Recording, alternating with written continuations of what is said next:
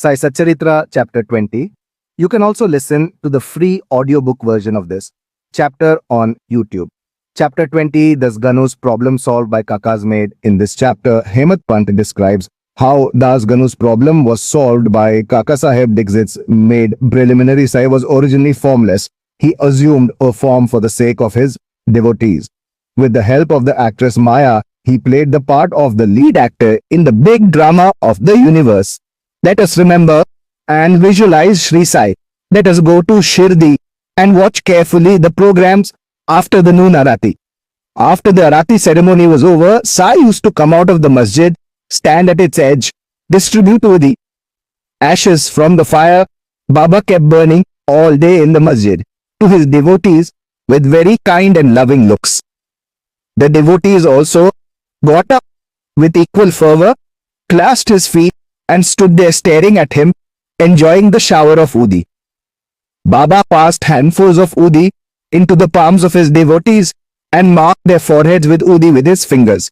The love he bore for them was boundless. Then he addressed each of the devotees individually as follows. "O Bhau, go have your lunch. Anna, go to your lodges. Bapu, enjoy your dishes." In this way, he accosted each and every devotee and sent them home. Even now, one can enjoy these sights. If one brings into play their imagination, they can visualize and enjoy them. Now, bringing Sai before our mental vision, let us meditate on him.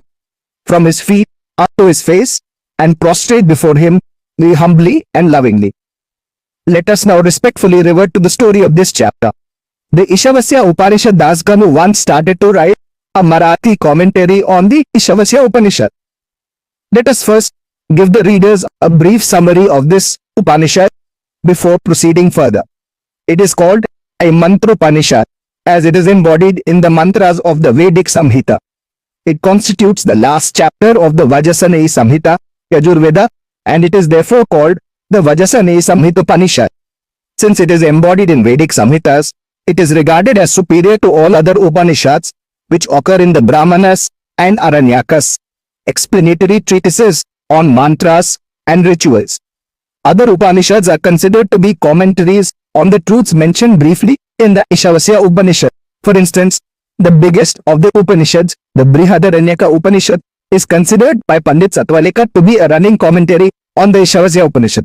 Professor R.D. Ranade says, the Ishopanishad is quite a small Upanishad and yet it contains many hints which show an extraordinarily piercing insight. Within the short compass of 18 verses, it gives a valuable mystical description of the Atman, a description of the ideal sage who stands unruffled in the midst of temptations and sorrow, and the adumbration of the doctrine of Karma Yoga as later formulated, and finally a reconciliation of the claims of knowledge and work.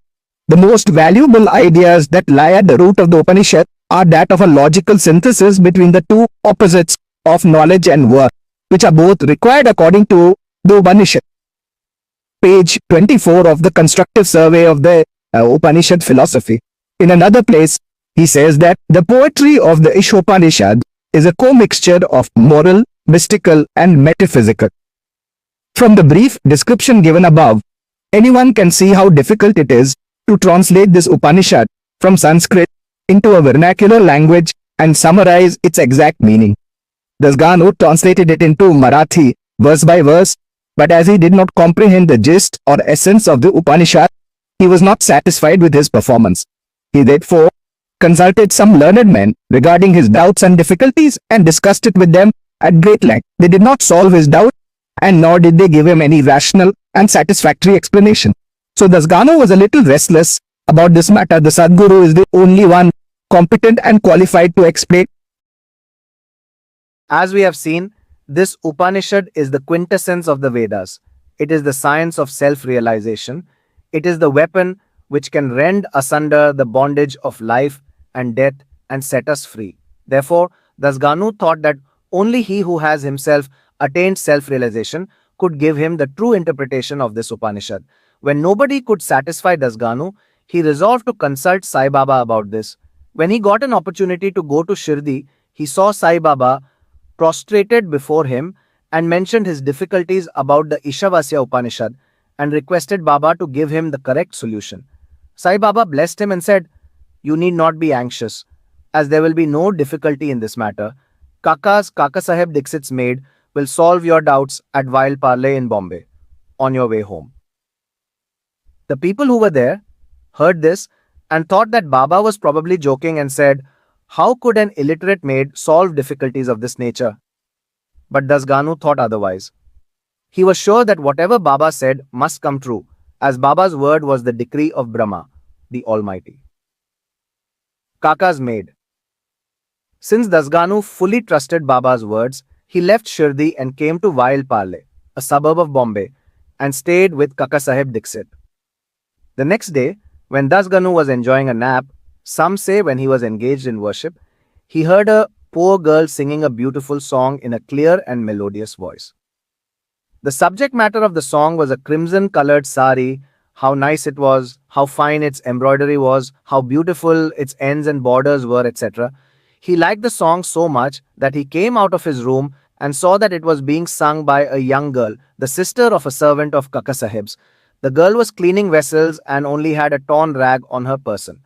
On seeing her impoverished condition and her jovial temperament, Dasganu felt pity for her, and when Rao Bahadur M.V. Pradhan gave him a pair of dhotars the next day, he requested Mr. Pradhan to give the poor little girl a sari. Rao Bahadur bought a good sari and presented it to her.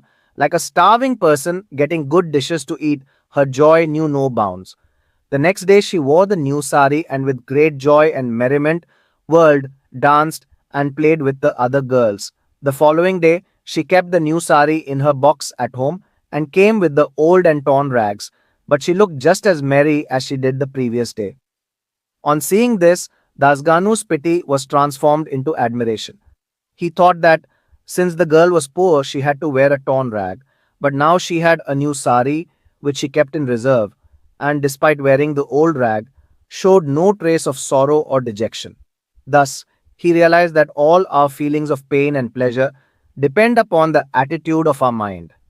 On thinking deeply about this incident, he realized that man ought to enjoy whatever God has bestowed on him, with the firm conviction that God besets him on all sides and that whatever is bestowed on him by God must be for his good.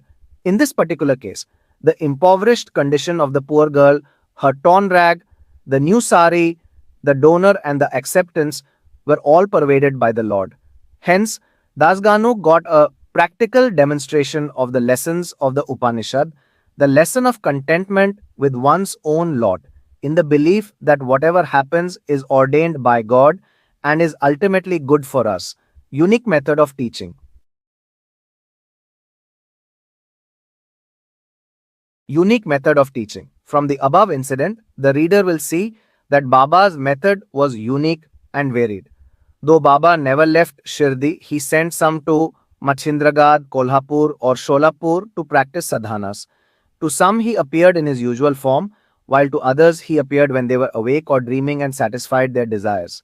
It is impossible to describe all the methods that Baba used in imparting instructions to his devotees. In this particular case, he sent Dasganu to Wild Parle, where he solved Dasganu's problem through the maid's sister.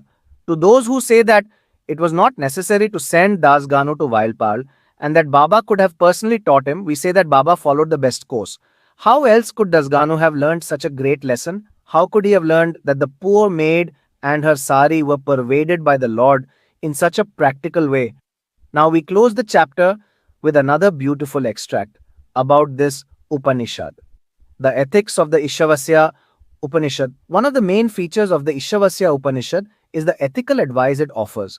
And it is interesting to note that the ethics of the Upanishad are definitely based upon the metaphysical position advanced in it.